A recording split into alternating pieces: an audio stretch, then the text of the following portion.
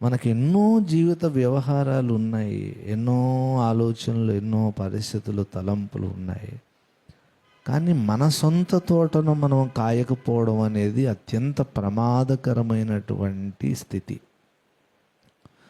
సంఘకన్యక చెబుతుంది, నేను నల్లని దాననని నన్ను చిన్న చూపులు చూడకండి, నేను ఎండ తగిలిన దానను.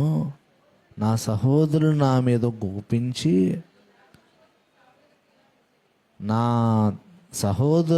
మీద కోపించి నన్ను ద్రాక్ష తోటకు ఏముంచారు?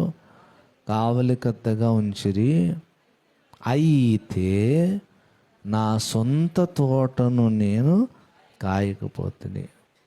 నేను ఒక మాట అడుగుతున్నాను, మనం అన్నీ కాస్తుంటాం, అన్నిటికీ న్యాయం చేస్తుంటావు. నీ సొంత తోట విషయంలో నువ్వు న్యాయం చేస్తున్నావా? నీ వ్యక్తిగత జీవితం గురించి నీ బాధ్యత ఏంటి? నీ సొంత తోట గురించి దేవుడు లెక్క అడుగుతున్నాడు. అనేకులకు నువ్వు బోధించవచ్చు, అనేకులు నువ్వు ఇన్స్పైర్ చేస్తూ ఉండొచ్చు, నీ మాటల ద్వారా, నీ జీవితం ద్వారా అనేకులను నువ్వు ప్రభావితం చేస్తూ ఉండొచ్చు, అనేకులకు సహాయం చేస్తూ ఉండొచ్చు, ఉపయోగపడుతూ ఉండొచ్చు. కానీ నీ సొంత జీవితం గురించి నీ శ్రద్ధ ఏంటి?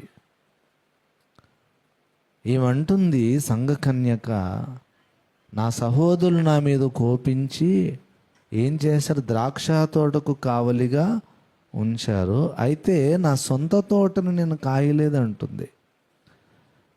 అంటే సాతాను ఒక భయంకరమైన ట్రాప్ దేవుని ప్రజలకు పెడుతున్నాడు. ఏంటంటే వారి సొంత భక్తి జీవితాన్ని నిర్లక్ష్యం చేసే విధంగా ఇతరమైన భారాలు, పనులు, వ్యవహారాల్లో వారిని ముంచేయాలని చూస్తున్నాడు. ద్రాక్ష తోటకు కావలికత్తిగా నియమించారంటే అది వేరొక ద్రాక్ష తోట, ఈమెది కాదు. ఈమెది కాని దాన్ని కొరకు ఆమెను నియమించారన్నమాట. ఈమెకు సంబంధం లేని విషయాల్లో, ఈమెకు క్షేమము కాని విషయాల్లో, ఈ జీవన సంబంధమైన పోరాటాల్లో ఈమెను బిజీగా పెట్టేశారు. బాధ్యతలు, భారాలు, రకరకాల జీవన పోరాటాలు. 12:1 హెబ్రీ పత్రికలో దేవుని వాక్యం ఇలా చెబుతుంది, ఇంత గొప్ప సాక్షి సమూహము మేఘము వలె మనను ఆవరించినందున మనం కూడా ప్రతి భారాన్ని విడిచిపెట్టవలసినది పాపమే కాదు. ఫస్ట్ ఏం చెప్పాడు? భారములట. ఏంటో అవి, పాపభారం కాదు అది. పాపభారం అయితే తర్వాత పాపం అని చెప్పాడు కదా. ముందు భారమును, ప్రతి భారమును సులువుగా చిక్కులు పెట్టు పాపమును అన్నాడు. అంటే భారము వేరు, పాపము వేరు. భారాన్ని కూడా ఎందుకు విడిచిపెట్టమంటున్నాడు? బరువు బాధ్యతలు వదిలేస్తే ఎలాగండి? మన సన్యాసులు ఏమన్నా సన్యాసులం కాదు, సన్యాసులం అసలే కాదు, నేనేదే కాదు. బరువు బాధ్యతలు వదిలేయమని దేవుడు చెప్పటం లేదు ఇక్కడ. కొంతమంది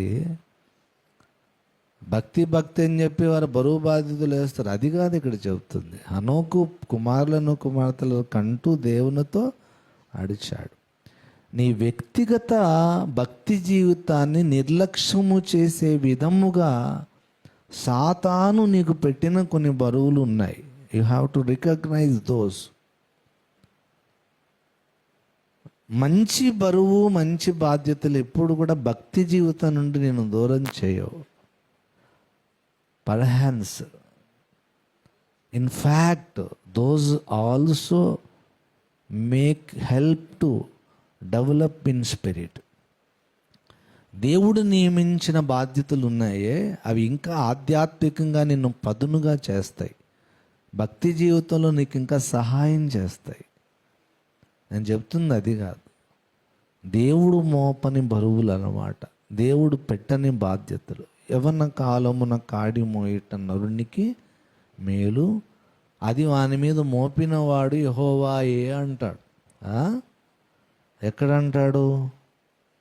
ఎక్కడో అంటాడులేండి పాస్టర్ గారు, మీరే చదివారు కదా బైబిల్. టక్కుమని మీరు తీసేయగలగాలి. అది నేను చెప్తుంది అదే. బైబిల్ ఇప్పుడు పిల్లలు అసలు నాకు వాక్యం చదవడంలో ఇప్పుడు యవ్వనస్తులు ఏం సపోర్ట్ లేదు. ఒక 5 years బ్యాక్ ఆ పిల్లలు ఎలా ఉండేవారంటే, నేను రిఫరెన్స్ చెప్పకముందు నాకే రిఫరెన్స్ గుర్తు చేసేవారు. గౌరమ్మ ఉండేది, ఇప్పుడు ప్రవళిక, మహిమ, కొంత పిల్లలు చూడండి, వాళ్ళు పెళ్ళి అయిపోయి సెటిల్ అయిపోయారు. ఇప్పుడు పిల్లల జనరేషన్ నేను చూస్తున్నాను. అయ్యో టక్కుమని నాకు పాస్టర్ గారు చెప్తున్నారు ఆ వాక్యం అంటే, బైబిల్ చదివి ఉన్నారు అనుకో, బాగా గుర్తొస్తుంది. పలానా గ్రంథంలో పలానా వైపు ఉంటుంది, పలానా వైపు ఉంటుంది. అది బైబిల్తో సహవాసం లేదు. విలాపవాక్యములు 3:27 చదవండి. విలాపవాక్యములు 3, యవ్వన కాలమున కాడి మోయిట అతని మీద దానిని మోపినవాడు, అంటే దేవుడు మోపే కాడులు కొన్ని ఉంటాయి. 12లో అంటాడు కదా, 11:20 మనకందరికీ తెలుసు. మత్తయి సువార్త, ప్రయాసపడి భారం మోసుకొనుచున్న సమస్త జనులారా నా యొద్దకు రండి, నేను మీకు విశ్రాంతినిస్తాను. ఇంకా మీ మీద నా కాడి ఎత్తుకొని నా యొద్ద నేర్చుకొనుడి, అప్పుడు మీ ప్రాణాలకి ఏం దొరుకుతుంది. 11:30 ఏలయనగా నా కాడి సులువుగాను నా భారము. దేవుడు మోపే భారము భక్తి జీవితాన్ని పాడు చేయదు. దేవుడు మోపే కాడి భారము ఎలా ఉంటుంది? బరువుగా ఉండదు, తేలిగ్గా ఉంటుంది. ఎందుకంటే దేవుడు మోపే కాడి ఎలాంటిదంటే, నువ్వు మోస్తున్నట్టుగా కనబడుతుంది కానీ అది ఆయన మోస్తాడు. 2 ఎద్దుల బండి ఉంది చూడండి. దేవుడు మన మీద మోపే కాడి ఎలాంటిదంటే, ఒకవైపు నువ్వు ఉంటావు, ఒకవైపు దేవుడు ఉంటాడు. నువ్వు మోస్తున్నట్టుగా అనిపిస్తుందని బరువు అంతా ఎవరి మీద పడుతుందంటే ఆయన మీద పడుతుంది.